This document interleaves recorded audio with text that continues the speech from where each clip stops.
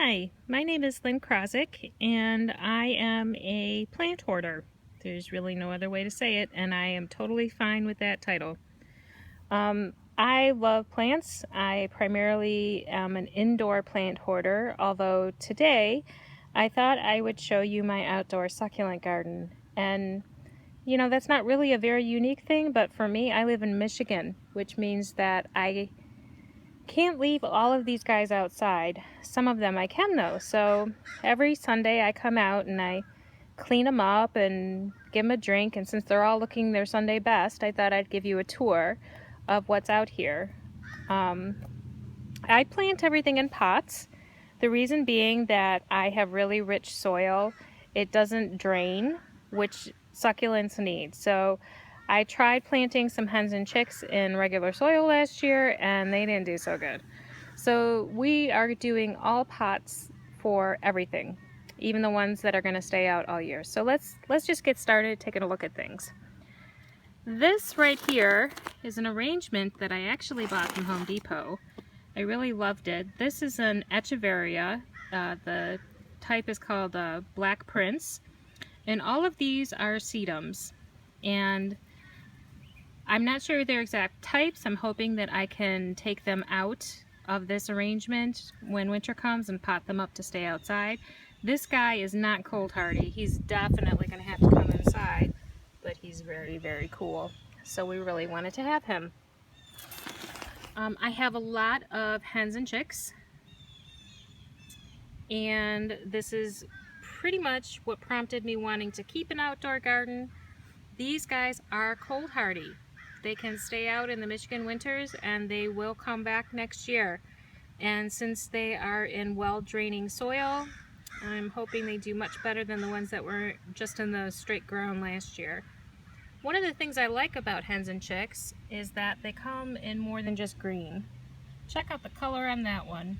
Now most of them need to be in full sun in order to change color like that. So when you buy them, they'll likely be green, but then they'll sun up. These guys, hens and chicks, are a good example of what was in the soil last year, and this is how they came up this spring. I was getting ready to kind of dig them out, like these guys right here, but they're starting to rally. These are new, and it's got a lot of new growth, so I'm gonna just leave it alone and see if it makes it.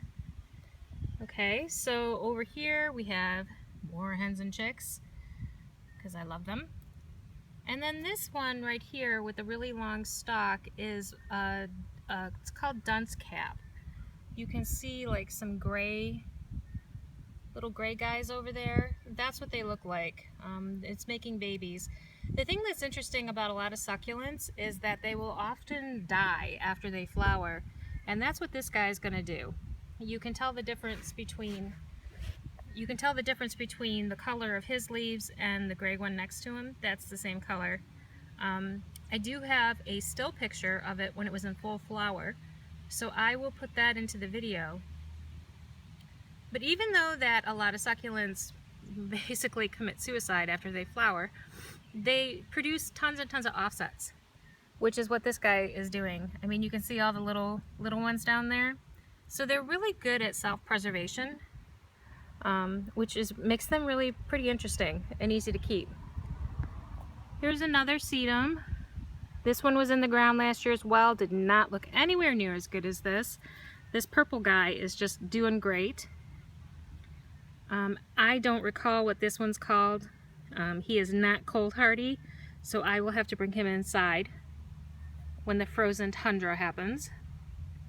Here's more dunce caps in a better view, and also a hen and chick that is lost its mind and is just growing a huge stalk. So I think that one's going to flower for me too. You can see right there, it's going to make some flowers.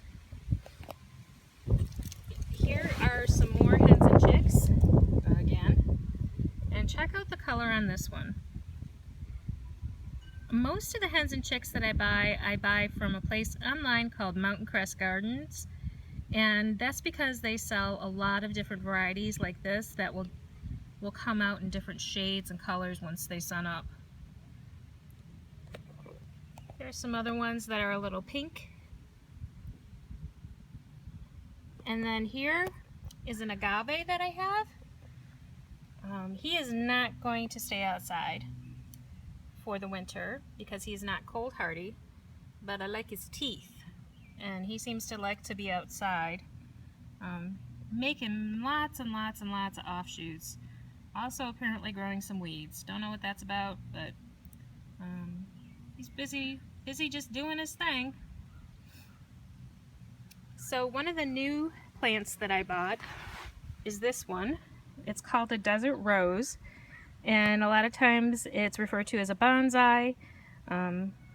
It makes really beautiful flowers. I don't know if this one is going to flower this year. It might already be done with that, but the trunk is fantastic. I love the shape. I love the branches, so we bought it. He will have to come inside as well. He is not cold hardy, but he's digging our hot Michigan summer, and it's only the end of June, so I don't know what August is going to be like. This is a really cool planter that I bought that somebody made out of concrete, and I've ordered these little hens and chicks from Mountain Crest Garden. They send you quite small plants. They're babies, but they grow really well. And for these guys, my personal experience has been when they're smaller, they adapt better when they go into different conditions.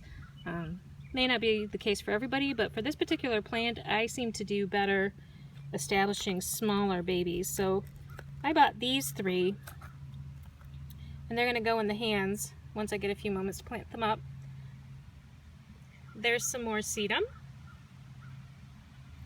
When I was coming back from Ohio a couple months ago, I stopped at a couple greenhouses. This one in particular had this just completely crazy, wild looking succulent. She didn't know the name of it, so if anybody knows, I'd appreciate an ID on it. It's bitey.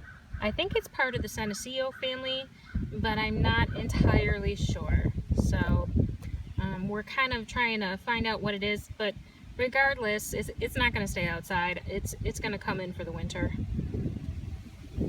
So another greenhouse. Oh, I love this dude. I bought him at a local. He is also hen and chick. He's called Oddity for obvious reasons. And the shape is like a tube on the leaves. This one can stay outside all year as well because it is a hen and chick. One of the other greenhouses I stopped at when I was in Ohio was the Groovy Plants Ranch. Not only do I adore the name, but they had 2 dogs, one named Clementine and one named Rose. And Clementine was the greeter. She would come up to you when you got out of your car to say hello. And Rose would kind of escort you around while you shopped. They had a banjo player. The people were really knowledgeable. I really, really liked it there. I picked up this rock pine. I can't say the Latin name. And I figured since it was Ohio hardy, it would probably be Michigan hardy since we have the same kind of weather. So this one's really cool.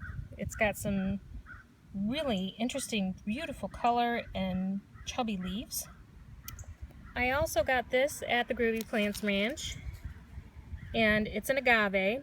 I've never seen one with such slender leaves like this, and agaves bite. You can kind of see at the tips, it's really, really pointy, and they don't feel good. Ask me how I know. So he will come inside. He is not winter hardy. At least I'm pretty sure he's not. I wouldn't expect him to be, so I'm planning on bringing him inside. I also got this guy over here at Groovy Plants Ranch. He's part of the Crassula family, and you will probably, the Crassula family also includes jade plants, so it's the same family. They also have a ton of different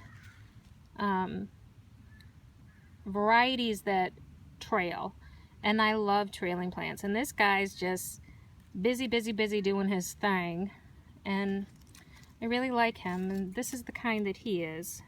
He's a shark's tooth, like Jaws. I bought this guy on eBay from one of my favorite sellers in California. It doesn't look real happy right now. I just got it a couple days ago. It's probably really still stressed from shipping, and I guess I kind of can't blame it for being a little cranky. going from California to Michigan, where it's got to deal with humidity and eventually coldness. So we'll just give that one some time. We literally just planted it up today, so it's got some acclimating to do, but that one will come inside as well. And this is the last one in my outdoor succulent garden. This is a prickly pear cactus. It is actually winter hardy in Michigan, and I was very excited to find that out. So we are going to find it a good pot to overwinter in, since my soil in the ground is not good for it, and we'll see how it does. But that's my succulent corner. Everybody here hangs out in a south-facing direction. It really seems to suit everyone. It gets a really good dose of morning sun, and then it gets some really good shade. So it gets relief. It gets both of the things that it needs. It's a misnomer that succulents want to be in full sun all of the time. They will fry, you will get sunburns on them, and you do have to water them. They are drought tolerant, but tolerant does not mean that they are happy. And we like happy plants. So I hope you enjoyed the tour. And if you have any questions about anything that I showed here today, I'd be happy to try to answer them for you. Thanks. See ya.